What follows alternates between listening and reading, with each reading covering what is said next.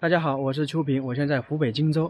今天我们来看一座墓，后面写的是辽简王之墓，就是明朝的藩王墓啊。那个明朝的藩王墓，我们去那个河南定陵啊，看了一个陆简王墓，那个规模跟帝陵差不多。然后这个陵墓里面的地宫啊，可能也跟皇帝的陵墓差不多，但是它地面建筑没有什么。它这个辽啊，我们正常来讲的话，辽是在北方嘛，在东北。那为什么它这个封王是在东北，而它的陵墓却是在湖北荆州呢？这个就跟他的墓主人的身份有关。他这个是明朝的第一代藩王，明朝朱元璋开国之后，把他的儿子分封到全国各地为王，所以呢，他这个儿子叫朱直。最开始的时候是9大边王之一。正常来讲的话，镇守那个东北那么重要的，为什么会跑到那个湖北荆州来？我们就进去看一下，顺便介绍一下，他这个里面是有地宫的，地宫相当豪华。我们现在看到这里是它的入口，辽简王之墓。辽呢属于他那个朱直的封号，朱直呢他是受封辽王，然后简呢是他的谥号，他这个谥号呢是朱高炽给他的，也可以这样说吧，他在死后啊，皇帝给他待遇一般，为什么呢？因为他不受皇帝的器重，也就是说他这个朱直呢有点我们常说的站错队了一样的，在朱棣靖难之役的时候，他呢跟朱棣有点对着干，所以呢我们说的朱棣没有找他秋后算账已经算好的了，所以呢他死后的待遇呢就比较从简。路口旁边有个石拱桥啊，基本上陵墓前都有，特别是我们可以看到很多陵墓啊，它这里有一个像我们含苞待放的荷花，上面有24条线，它这里是没有的。它这里是为什么呢？因为它规格不够，不是帝王，然后呢皇帝也没有给他相应的待遇。它一般24条线呢是代表什么？是代表那个节气。我们已经进来了，这里相当于我们常说的神道。可以看到这里啊，整个神道这边呢，连石像生都没有。正常第一代藩王的话，而且是9边之一那么重要的位置，他那个连石像生都没有，所以说他这个待遇非常寒酸的。前面是一个牌坊，这个牌坊也是后面修的，上面是望天吼。这个基本上望天吼呢是守卫陵墓的神兽之一啊，在明显您可以看得清清楚楚。这个朱直呢，他为什么会来湖北荆州呢？我们讲一讲。他在朱元璋的时候啊，是非常受器重，把他放在那个辽王，就经常跟蒙古骑兵打仗啊，守卫边疆。朱元璋去世之后，朱允炆上位嘛，他登上皇位，他就要削藩。朱允炆呢下令叫那个朱权，那个和朱棣，包括朱直这些人都返回北京啊，返回南京啊。但是朱权跟朱棣肯定不会来，但是朱直呢，就是这个辽王，他同意了，就是说他站在朱允炆这一边。帮着我们说的朱允炆对付朱棣，所以后面朱棣那个靖难成功之后，那朱直的位置就比较尴尬了。但是呢，幸好呢，我们说的他那个比较识时务嘛，所以他在那个朱棣登上皇位之后，他就向朱棣反映啊，上书，我呢还是不要回那个边疆了，不去当辽王了，我就来湖北吧，来这边。所以那个朱棣，哎呀，你有这么识务，马上就同意了，就把他改封到那个荆州来。这个里面就地宫，我们从这里看到地宫的宽度大概是2.5米，快3米了。然后这个砖呢，这里呢总共是大概是从它安葬进去的话，583年、584年了。所以说这个地方呢历史非常悠久，里面非常潮湿啊。我们现在往下走，里面都长了很多青苔了。它这个砖呢都非常厚的，像这个砖里面呢，一般的话里面都会放一些糯米浆啊。就是为了保存不会塌，特别是我们看朱元璋的孝陵那个方城明楼，包括其他的都是一样的。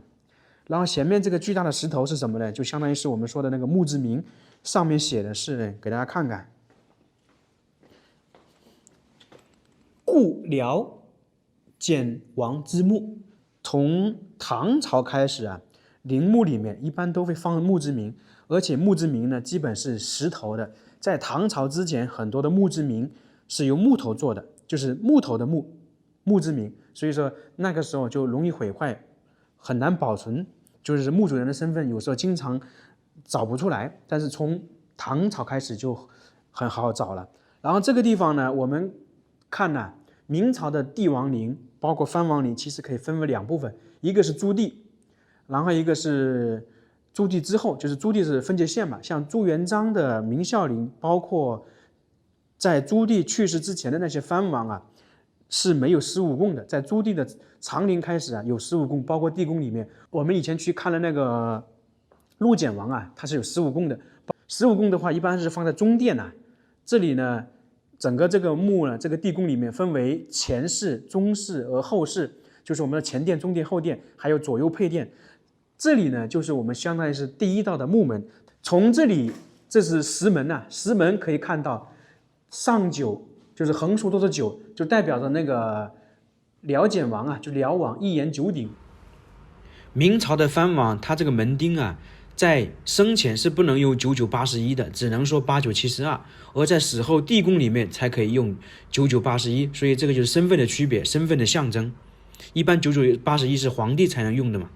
这里我们看到这个地方是前殿，然后远一点是中殿，然后后殿，它是横竖啊都是一个王字，就是中殿旁边是左右配殿，就是我们这样看是一个王字，然后反过来也是一个王字，所以说这个就是它的特点，这个陵墓修建的特点呢，非常的那个有特色。然后这个上面的铉呢，都是用青砖制作的。